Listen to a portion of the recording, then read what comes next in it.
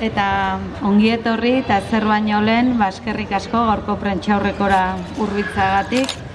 Gaur guretzat ekitaldi berezi bat iragartzera gatoz, loraldiak ekoitzitako ikimilikilik Usurbilen ikusteko aukera izango degulako uztailean. 650 Usurbil bizi proiektuaren eta noauaren eskutik ekarri dugu ikuskizun hau. Badira 4 urte, 650 Usurbil bizi proiektua abiatu genuenetik, Usurbilen neurrira egindako turismo eredu bat bultzatzea dugu helburu, ohiko turismo estandarretatik edo turismo moldeetatik urrunduta. Herriaren identidadean, herriaren ondarean, baloreetan eta herri honek azken urteetan martxan jarri dituen proiektu eraldatzaileetan oinarritutako eskaintza bat osatzea du helburu 650 Usurbil bizik. Eta turismo honen dinamizazioa, turismo honen egilea ondorioz, turismo proiektu honen egilea dinamizazioa ondorioz ez da turismo agentzia bat, turismo honen motoreak herriko eragileak dira. Usurbil ezaugarritzen duen oro, bai gure herritarrei, zein Usurbilera datorren etorri nahi duen bisitari orori ezagutarazteko tresna da azken batean proiektu hau.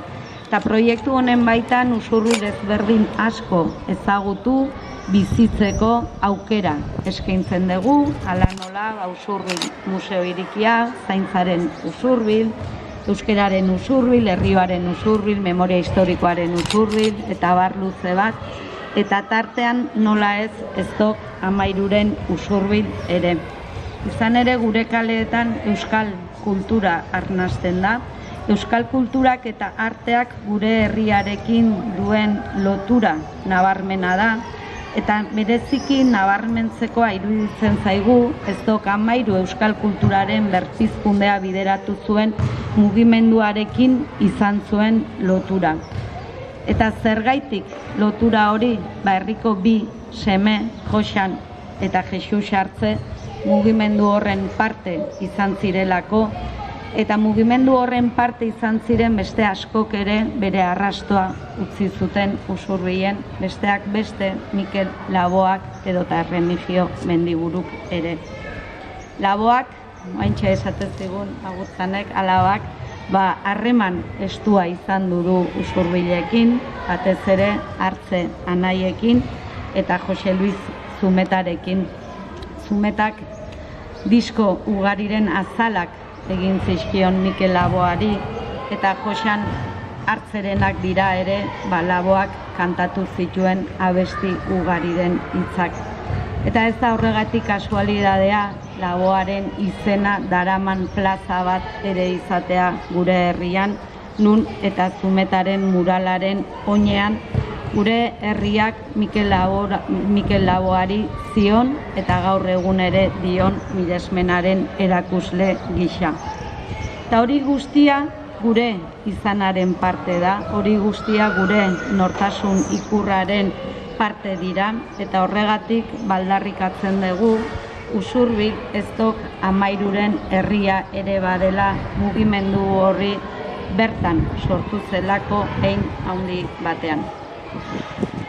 Hain zuzen ere, Hartze anaiak, Zumetak, Laboak sortu zuten duela 50 urte 1976an ikimiliklik zentzikariak.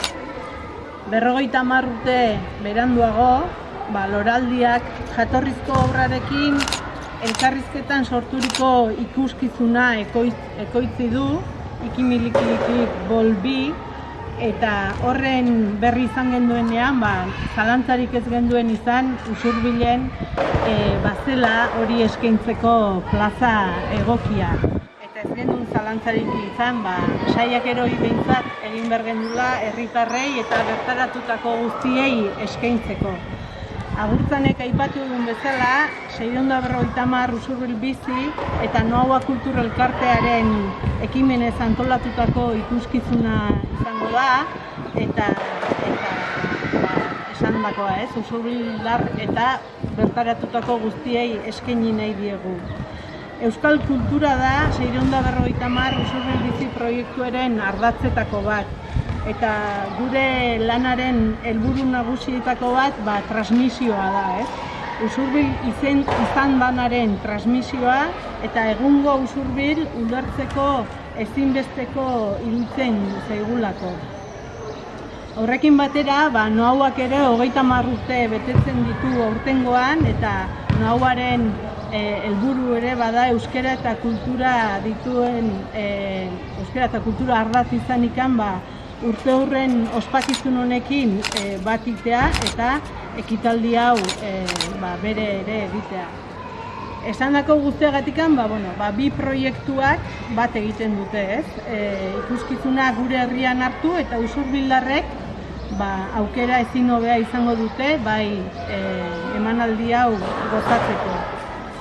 Emanaldia esan bezala ezintzun beste inun izan, erronka jarri genien loraldikoei ere barrurako egindako emanaldi hori plaza librean, aire librean egiteko, eta nola ez Usurbilko Dema plazan eta Elizaren horma atzean deula guretzako leku natural bat zen emanaldi honentzako, beraz, hemen izango dugu, emanaldia uztailak 18 gaueko 10 eta, esandakoa, gonbidapena luzatu nahi dugu, bai herritarrei eta baita ere Usurbil bisitatu nahi duen orori.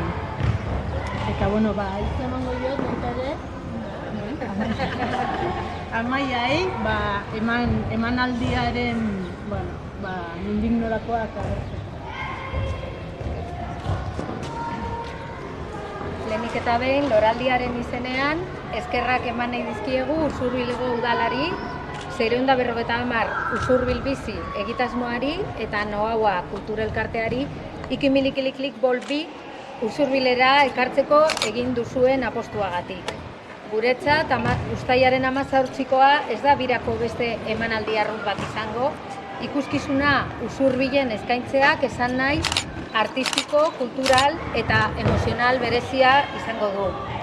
Loraldian, euskarazko kulturaren garapena, berrikuntza, transmisioa eta ikusgarritasuna sustatzeko lan egiten dugu. Ez gara soilik euskal sorkuntza erakusten duen plaza bat. Sortzaileak elkartu, sormena eragin eta ekoizpen berriak bultzatzen dituen eragile aktiboa ere bagara. Eta hor kokatu genuen ikimilikiliklik bolbi. Beraiek esan bezala, duela 50 urte Mikel Laboa Kartzeanaiek eta Jose Luis Zumetak euskal kulturaren mugak zabaldu zituzten ikimilikiliklik sentikariarekin. Eta urte hurrena hurbiltzean, loraldian galdera bat egin genion buruari. Nola ekarri ondare hura gaur egunera, museo pieza bihurtu edo nostalgian erori gabe. Eta erantzuna izan zen jatorrizko sortzaileek izan zuten baimen bera eman behar geniola gure buruari. Garaikideak, esperimentalak eta ausartak izateko baimena hartu. Horregatik, ikimilikiliklik bolbi ez da omenaldi hutsa, ez da jatorrizko ikuskizunaren birjarpena ere. Duela 50 urteko ausardiaren eta gaur egungo sorkuntzaren arteko zubi artistikoa bada.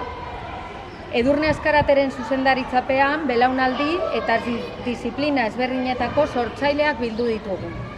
Iñaki Salvador, Orekate Isa taldeko Arkaitz Martínez de San Vicente eta Itziar Navarro, Libe Cortázar, Intza Alkain eta Itziar Garaluze. Musikak, poesiak, teatroak, txalapartak eta zuzeneko ikusentzunezkoek bat egingo dute jatorrizko lanaren espirituari gaurko lenguaiarekin erantzuteko. Eta ikuskizuna Usurbilen eskaintzea bereziki esanguratsua da guretzako. Hemen bizirik daude Ezdokamairuren, Artzeanaien, Mikel Laboaren eta Jose Luis Zumetaren arrastoak. Horregatik esan dezakegu lana bere jatorri simbolikoetarako batera datorrela. Usurbilgo emanaldiak gainera beste berezitasun bat handi bat izango du Alaitzek esan bezala. Ikimilikiliklik bolbi antzokietarako sortutako lana da, eta oraingoan Dema plaza honetara ekartzea Aire Zabalera erronka handia izango da guretzako. Horregatik, egokitzapen tekniko eta artistiko garrantzitsua eskatzen du, espazioa berri irakurri, argia, soinua eta zuzenezko irudiak egokitu eta ikuskizunaren atmosfera kalean berreraiki behar izango dugu. Erronka handia da, baina zentzu handikoa baita ere. Plaza ez baita antzoki baten ordezkoa izango, esan nahi berria emango dio ikuskizunari.